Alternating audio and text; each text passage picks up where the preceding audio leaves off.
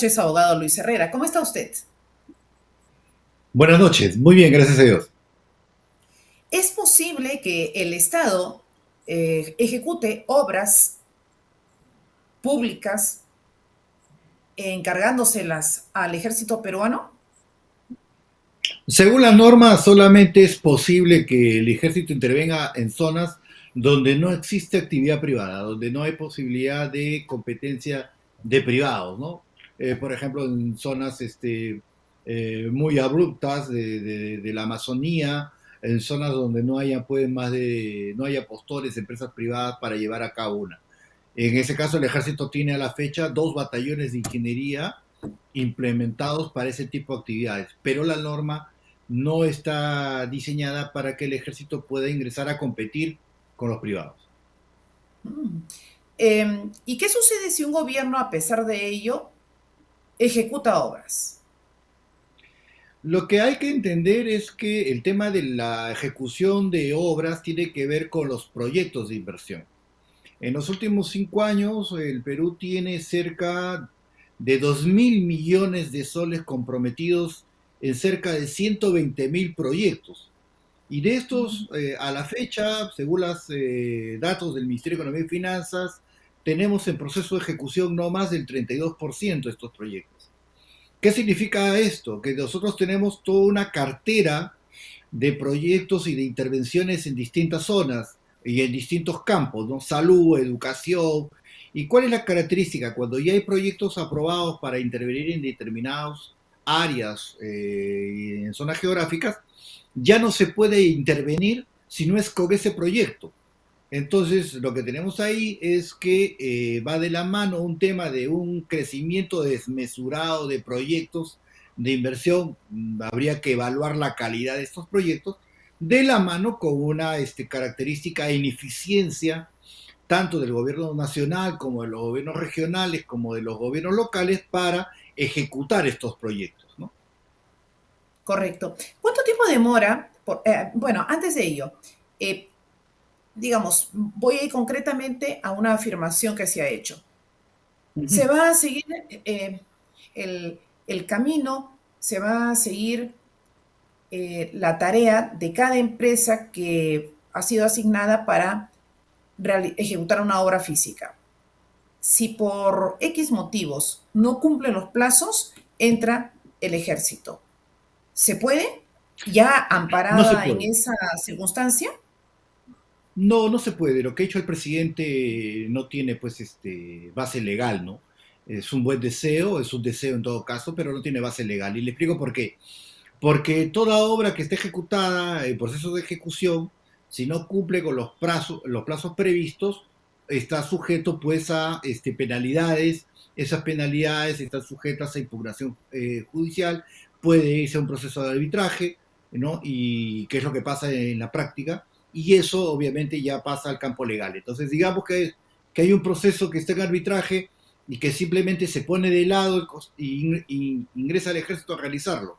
Ya estamos hablando ahí, pues, de más problemas legales, de paralizaciones a través de lo que son medidas cautelares.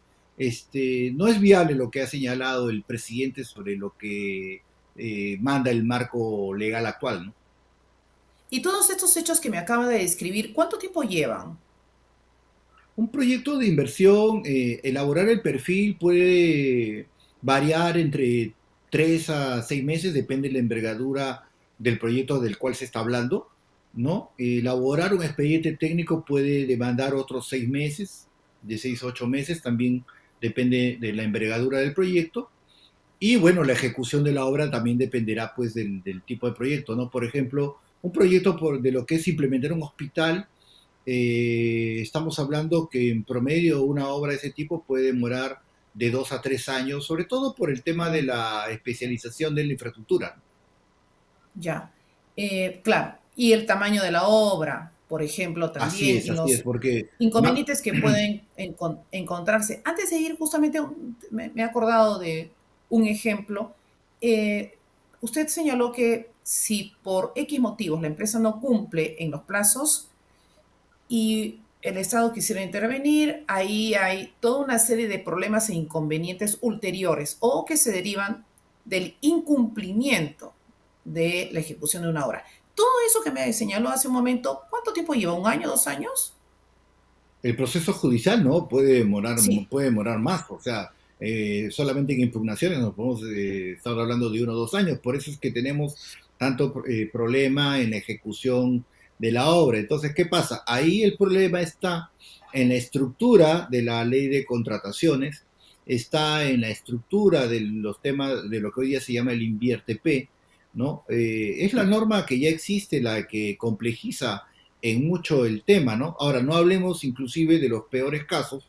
En la infraestructura, los proyectos de infraestructura más grandes, inclusive hay cláusulas donde llevan el arbitraje al campo internacional, ¿no? Ah, sí. Entonces ahí ya pues, como por ejemplo el gasoducto del sur, entonces, ahí inclusive pues ya la norma misma conspira contra los propios intereses nacionales porque no está de más decir que en caso pues que hubiera una intervención en un proyecto de estas características ya sometido a un arbitraje internacional, lo único que va a hacer es que va a determinar como una causal para que finalmente el Estado peruano salga derrotado en el arbitraje y terminemos pagando ingentes cantidades de dinero a empresas constructoras que de repente, como los casos que conocemos con Odebrecht, Mm. son juzgadas y sancionadas por actos de corrupción, pero que terminan beneficiadas por la inoperancia o por la eh, inexperiencia e inoperancia del Estado peruano, ¿no? Sí, ese es un tema que usted me está dando pan para rebanar, porque ese es un tema que me gustaría abordar, el tema de Odebrecht. Me gustaría abordarlo en otro momento con usted para que sea Claro, desmenuzado. A propósito de la elección del señor Ignacio da Silva, eh, que es la madre del cordero, y no estoy ofendiendo a así es. nadie, solo nos No, no, estamos ajustando a los hechos, ¿no? Lo digo para evitar susceptibilidades en los petetistas, ¿no? Naturalmente de Brasil. Solamente una última pregunta, porque ha sido muy claro y enfático usted, señor Luis Herrera. Tenemos un ejemplo que es la vía esta de la carretera central, ¿no? Esta obra que se supone permite que transporte público, transporte, no me refiero al transporte público y privado, sino a la línea del metropolitano, si no me equivoco, ¿no? Eh, digamos, pueda transitar por toda esta, la carretera central, ¿no? Entonces, se ha hecho, todas las obras han empezado, y eso no tiene cuándo acabar, eso ya lleva años. Me gustaría una cosa muy así puntual, es. su apreciación, y si cae en el ejemplo justamente del que estamos hablando, quiere decir entonces que la norma que tenemos es muy mala. Eh, a ver, dos cosas ahí. Una es la norma y la otra es la calidad de la decisión política. ¿Qué sucede? Nosotros ya tenemos por lo menos una década con normas que hablan de lo que es la brecha de infraestructura. Algunos lo calculan en 60.000 millones, otros lo calculan en 80.000 millones de dólares, la brecha de infraestructura en el país. Y es más, se han Mm. señalado proyectos de interés nacional. Uno de ellos es el que usted señala, o sea, la construcción del tramo paralelo en la carretera central, por ejemplo, ¿no? O no hablemos inclusive de lo que es la ampliación del Zanjón de Lima para que pueda llegar hasta la Panamericana. Mm. Primero que la decisión política es esencial, ¿no? Mm. Para llevar a cabo los actos preparatorios de cada proyecto. Segundo es la fortaleza técnica con la cual se hacen los términos de referencia para convocar el tema. A ver, aquí ya por varios años, por ejemplo, ha sido conocido o se ha debatido mucho del por qué, por ejemplo, empresas, digamos, de características técnicas como son las empresas, digamos, alemanas, empresas, digamos, israelitas o empresas a nivel mundial muy reconocidas en diversos campos, no postulan a los proyectos de Mm. infraestructura en el Perú. Y solamente se estuvo asignando proyectos a empresas brasileras. Gran parte de ese tema y de esa discusión va de la mano justamente con con el tema de la corrupción. No olvidemos esa frase de algún funcionario de Odebrecht que dijo que ellos no llegaron a corromper a nadie, sino que el funcionario peruano ya estaba corrompido cuando ellos llegaron, ¿no? Entonces, la segunda parte, después de la edición política, es cómo se estructura el paquete para lanzar el proyecto y hacerlo interesante para que empresas eh, eh, internacionales serias, fuertes, sólidas, económica y tecnológicamente, asuman ese tipo de proyectos. Y un ejemplo está Ujú, en el tema de la construcción de las obras para el tema de los Juegos Panamericanos.